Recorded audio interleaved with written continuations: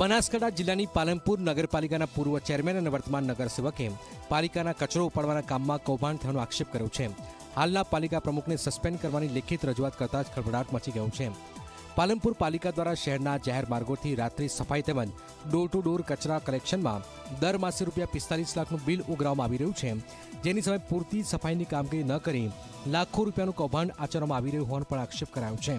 પાલનપુર શહેરમાં ઠેર ઠેર ગંદકીના ઢગલા પણ જોવા મળી રહ્યા છે, જેથી સ્થાનિકો પરેશાન પણ થઈ ગયા છે. ગંદકીના લીધે રોગચાળો ફાટી નીકળે તેવી સ્થિતિ છે.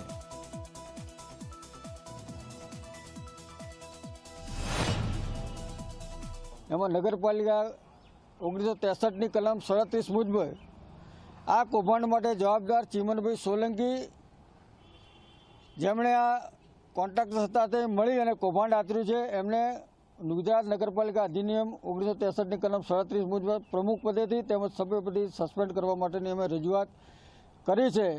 એમને સીધી ઉપર લખેલી છે, એટલે ઉપરમાંથી જે પણ આવશે એનું વ્યવસ્થિત રીતે જોઈએ અને એનો જે પ્રકારે હશે એનો જવાબ કરીશું.